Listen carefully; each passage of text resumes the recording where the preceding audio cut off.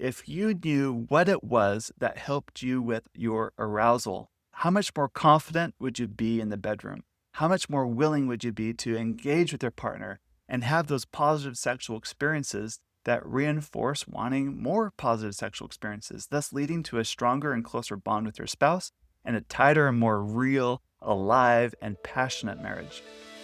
Welcome to the Get Your Marriage On podcast. I'm your host, Dan Purcell, a sex and intimacy coach for married couples. My mission is to help you build and maintain a sexually vibrant and emotionally intimate marriage. Join me each week as we explore principles and practical tools based on Christian values to create the passionate, joyful, and thriving marriage you're designed to have. I want you to think about a time you felt highly sexually aroused. For me, a memory that comes to mind is a romantic getaway. My wife and I found a brave babysitter to watch our 6 kids so we could get away for a weekend. It was very needed. We were able to rest, reconnect, have a lot of deep conversations, and just to play. I won't go into the particulars, but I just remember being highly sexually aroused. My wife too. And we made love for hours, and it feels like you're in an altered state of consciousness. You're like in a flow state, like nothing else in the world matters. All of my attention is on her and all of her attention is on me. And just the feelings are incredible. And it's a joyous experience. It's a great memory I have, and I have many others like that. What about for you? Let me ask you this question. How do you know when you are highly aroused? Do you know what arouses you? And if you knew what arouses you, how would that help you be more confident in the bedroom? That's what I want to talk about today in today's podcast. Now, as I go through my past podcast episodes, I have a lot of episodes on sexual desire, but I haven't had very many that talk about arousal specifically. And I think there's a key distinction. Looking at a dictionary definition, desire is that mental and emotional state.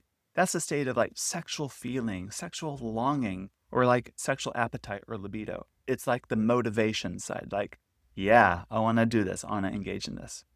Arousal, on the other hand, is the physiological meaning like mind and body, is the response. It's the increased blood flow to the genitals. It's the erection or the clitoral swelling for women. It's the touch that feels good. And those are the things that are arousal. So although they're often come together, they are distinct processes. And the better we understand what facilitates our arousal, it helps us build more sexual desire in our relationships. Now, to understand the differences between desire and arousal, let's go back in history here and talk about how we've come to understand from a scientific perspective how human arousal and desire works. The pioneers in all this were in the late 50s and early 60s with Masters and Johnson. They're research colleagues in St. Louis, and they really pioneered the idea of studying human sexuality. They were willing to go where no one else before was willing to go. And they published a book in 1966 that became the standard at that time for understanding human sexuality. And in it, they, based on all their studies that they've done in their lab of observing people having sex, they've created what they call their sexual response model. And it's a very linear model. And it starts with excitement, and then a plateau phase, and then orgasm and resolution. They say all human sexual experiences follow those 4 steps in that order. It was groundbreaking at the time because it finally gave people something to rely on or look at when assessing sexual difficulty. It says, oh, you have a problem with excitement, or you have a problem with orgasm, or whatever it might be. They were able to kind of pinpoint those things, or so they thought. And it was groundbreaking at the time, but as time has gone on, we've seen that the Masters and Johnson model is really too simplistic. It doesn't take into account psychological, relational, and cultural factors that often influence the human sexual response. Then in the 1970s, another pioneering aspect was from Helen Singer Kaplan. She said, you know what? The Masters and Johnson model is pretty good, but it's missing a key aspect. It's missing desire. She says, well, in a lab setting, of course you can record someone going from excitement to plateau to orgasm to resolution. But what about in the real world? Desire comes first. So she took apart their model and put desire in the very, very beginning. She says, desire is so important. You have to desire it first. And then you get excited, and then you have orgasm and resolution after that. So now people started to study desire, and this gave people a framework to say, desire actually matters. And this evolved to, in the early 2000s, you have Rosemary Basson, who's also a sex researcher, who built upon these ideas, says, you know what? Long-term relationships are actually different than observing a person stimulating themselves in a lab setting. Like in the real world, there's a whole lot more that goes into it. Context matters. The relationship in which the couple is engaging actually really matters. So she came up with her circular model. And in her circular model, she has this idea of responsive desire and spontaneous desire, which you may have heard on my podcast before. We talk about it in depth because a lot of people can relate to this, especially in long-term relationships. She explains that responsive desire is where sexual desire is not present yet, but it emerges as a response to sexual stimulation. In other words, if we were to put that model out again, you know how Kaplan put desire before excitement and orgasm? Basson is putting arousal before desire. In other words, some sort of stimulating activity, some sort of arousal needs to happen first before there is sexual desire. But she went a little further and said, arousal just out of the blue doesn't happen in real life. There's so many contextual factors. Like, you kind of need to like the person you're with. You need to feel somewhat neutral first and kind of be open to the possibility of it. And that's when the stimulation and the right kind actually helps with the arousal and then leads to more desire, which makes complete sense. Sometimes I'm a little boggled that these seem obvious to me, but anyway, a lot of money gets poured into research studies to state the obvious sometimes. But anyway, here you go. What I really like about what she talks about is the emotional and relational state of the relationship really matters, and you have to pay attention to that. Another part of her theory that I like too is she says, positive sexual experiences reinforce motivation for future sexual experiences. In other words, if you're having bad sex, it's not going to make you want to have sex a lot down the road. But if you're having good sex, and good meaning it's a positive experience, you walk away feeling great. You love your spouse more. You actually are happy with how it went. The more of those you have, it's a positive reinforcement. It actually opens the door for even more sexual opportunities in the future. These theories give us a framework in how we approach sexual desire within ourselves and within our marriages. And then you have, in the 2000s, Dr. Lori Brotto. She adds another element to all of this. She says, mindfulness matters. And she created techniques and interventions that, through her experiments, have shown that the more mindful you are about arousal, physiological sensation, in other words, the more present you can be within yourself, settle down, and be in your body instead of in your head, especially for women, the better the sexual experiences become. So we have a lot of these tools that help us better understand desire and how desire happens. There's some additional research that I find fascinating. They try to see what it actually makes people aroused. And so they have heterosexual men and women in a lab setting, and they connect their body to sensors so they can measure physiological sexual arousal. And then they show images on the screen, and they give a person a clicker in their hand. And the task is, if you see something arousing, you click the button. And that's to confirm, yes, I think this is sexually arousing. And what's interesting is for men, anytime they showed a picture of, let's say, a naked woman or someone attractive like that, they would click the button, yes, I find that arousing, and they would measure at that moment how their body responded to. And there was a 90% positive correlation. In other words, when a guy said, yes, that's arousing, click, their body also was in concordance with that. Women, on the other hand, had a very nuanced response. They found that when they just measure the body alone, the woman's body actually responded to a wider range of sexual stimulation. For example, pictures of mountains and scenes, like a mom with her children. Also, really good looking men.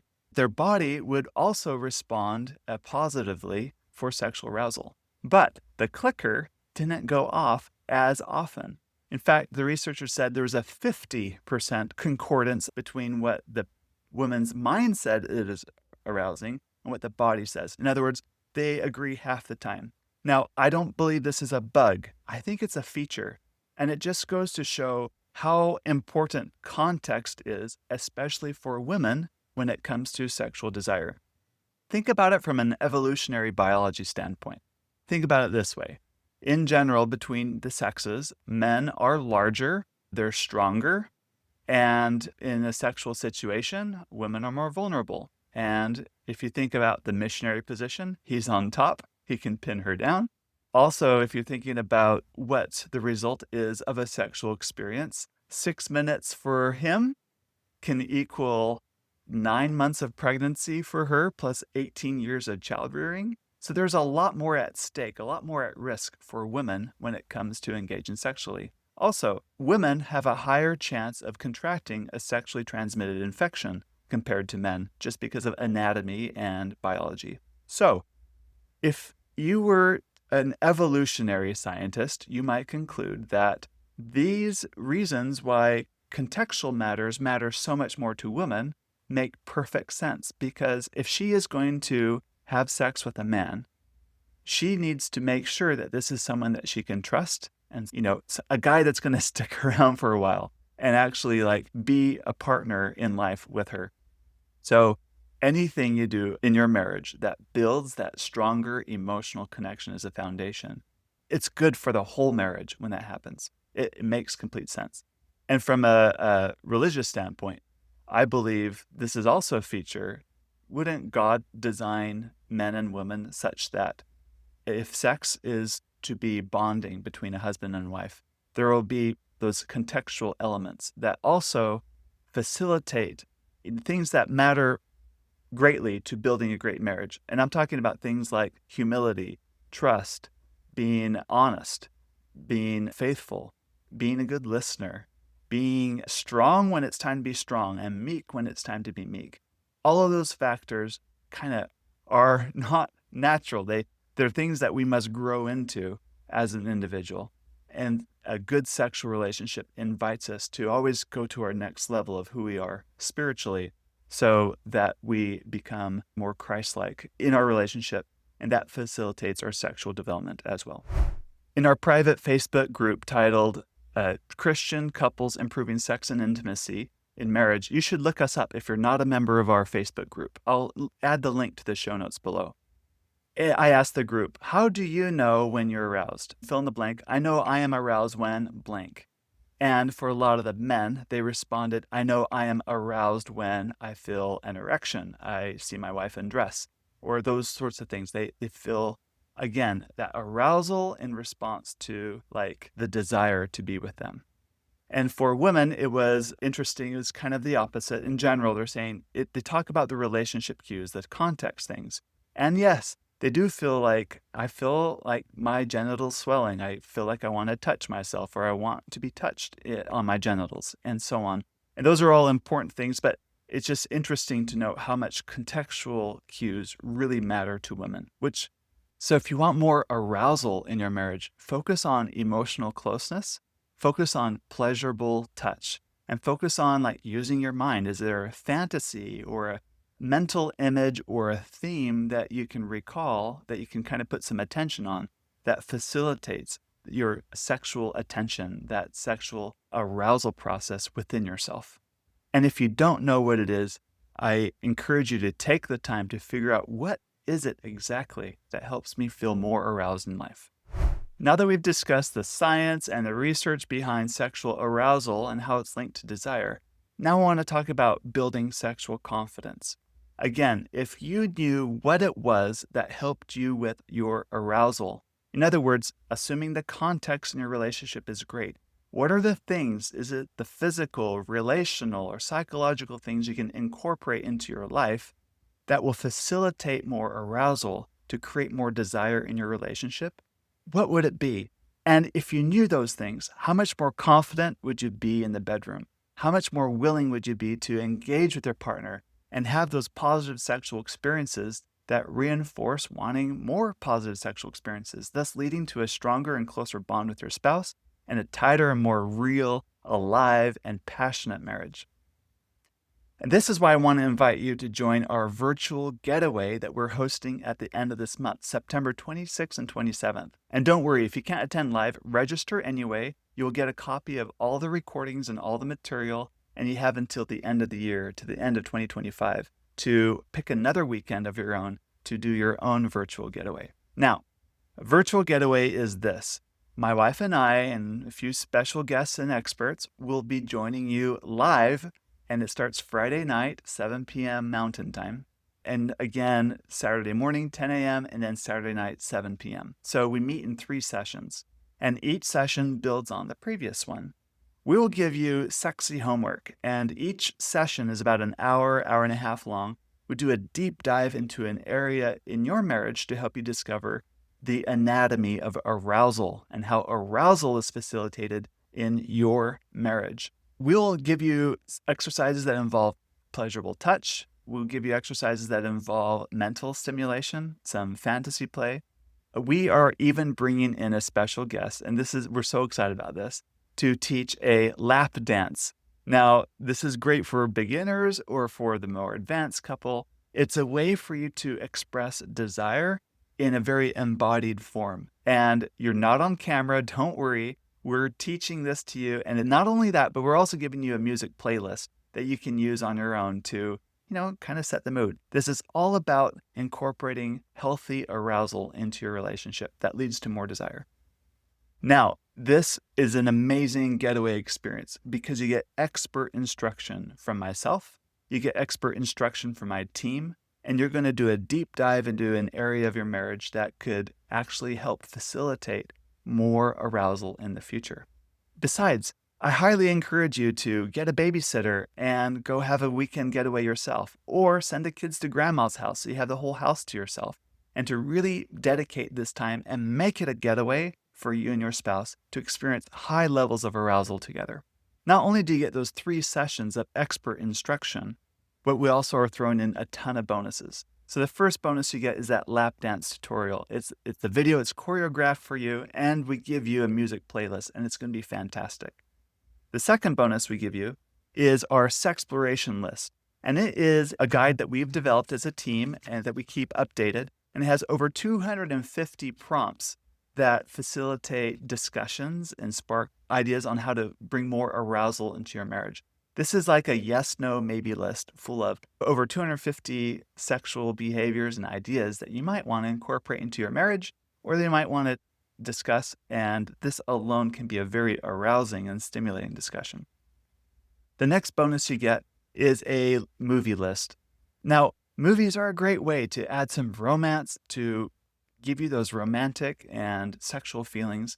We have a list that you'll get as a bonus of some recommended movies that are romantic, all also feature marriage, but also facilitating that strong relational component that's essential for creating the right context for arousal to happen.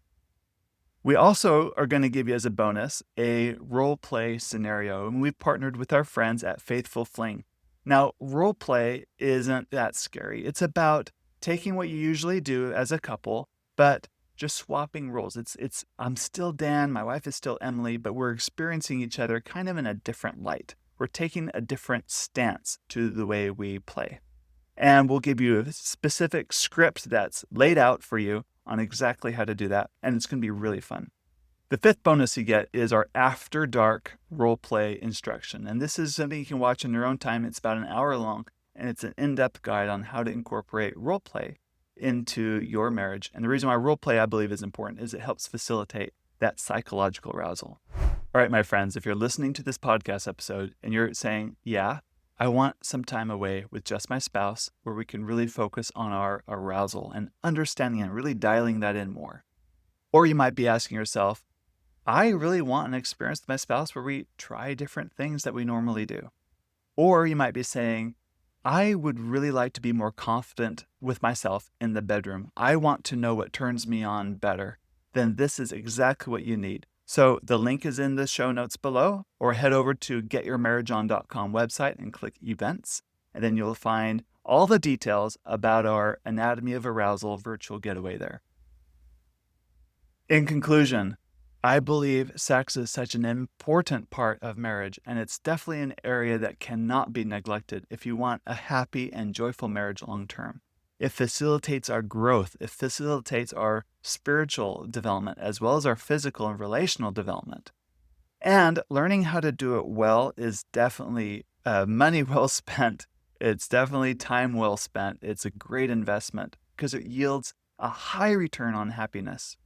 Understanding how desire and arousal works in your marriage will give you a huge boost of self-confidence, especially in the bedroom. So, I hope this information has been helpful for you, and now I challenge you to go and get your marriage on.